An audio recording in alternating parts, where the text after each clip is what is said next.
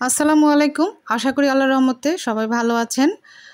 আজকে আমি বাবুর্চি স্টাইলে ডিমের কোরমা রান্না করেছি। এটা খেতে খুবই ভালো হয়েছিল আর ঘ্রাণটা এতই সুন্দর হয়েছিল, একদম বাবুর্চি বাড়ির মতো। অনুষ্ঠান বাড়িতে যেভাবে রান্না করে সেভাবেই রান্না করেছি। দেখতেই পাচ্ছেন, দেখতেও কিন্তু খুবই সুন্দর হয়েছে, লোভনীয় হয়েছে। তো আমি এটা কিভাবে রান্না করেছি সেটা শেয়ার করছি একটু আপনাদের সাথে। আমি চুলাতে একটি কড়াই বসিয়ে দিয়ে তাতে রান্নার তেল দিয়ে নিলাম। তেলটা গরম হলে তাতে সামান্য একটু পেঁয়াজ কুচি দিয়ে নিলাম। আমি অল্প পরিমাণে দিয়েছি, কেননা এটাকে শুধু বেরেস্তা করব, আর যেহেতু 4টা ডিম খুব বেশি প্রয়োজন নেই, তাই অল্প একটু পেঁয়াজ বেরেস্তা করে আমি এটাকে তুলে নিয়েছি। আবার সেই তেলেই আমি দিয়ে দিলাম আরও খানিকটা পেঁয়াজ কুচি। এবার এটাকেও 3-4 মিনিট পর্যন্ত একটু ভাজবো।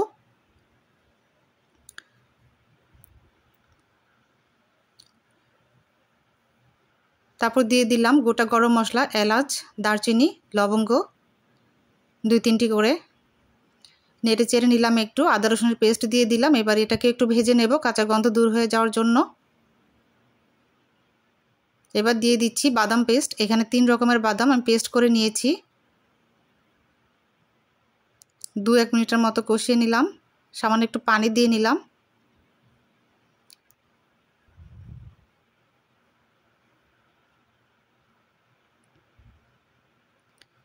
দিয়ে দিলাম কাঁচামরিচ ফালি করে 4-5টির মতো, চাইলে গোটাও দিতে পারেন। জিরার গুঁড়ি দিয়ে দিলাম, ধনিয়ার গুঁড়ি, সামান্য একটু গরম মশলা গুঁড়ি, লাল মরিচের গুঁড়ি। আবারও 2-1 মিনিটের মতো নেড়ে চেড়ে একটু ভুনে নেব।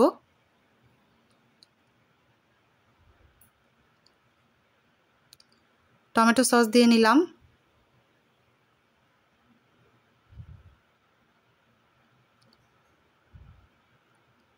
কষিয়ে নিচ্ছি। মশলা কিন্তু যত বেশি কষানো হয় রান্নার স্বাদ কিন্তু ততই বেড়ে যায়।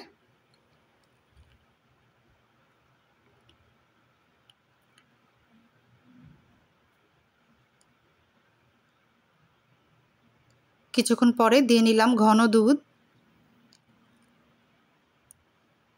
একটুখানি লেবুর রস দিয়ে নিলাম।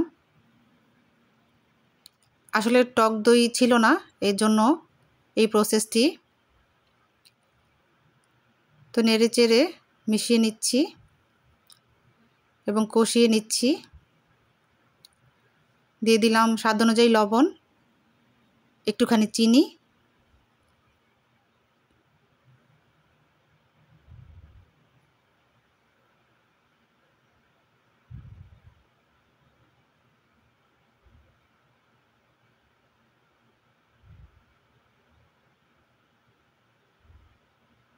একটুখানি কেওড়া জল দিয়ে নিলাম, খুব সামান্য। এবার ভেজে রাখা পেঁয়াজ বেরেস্তাটা দিয়ে দিলাম।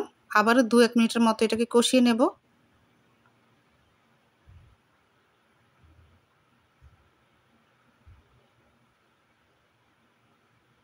এবার সিদ্ধ করে রাখা ডিমগুলো দিয়ে দিব।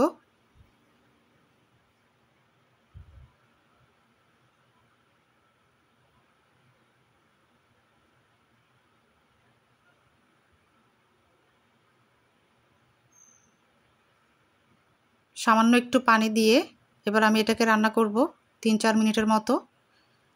মাঝে মধ্যে 2-1 বার উল্টে পাল্টে দিয়েছি।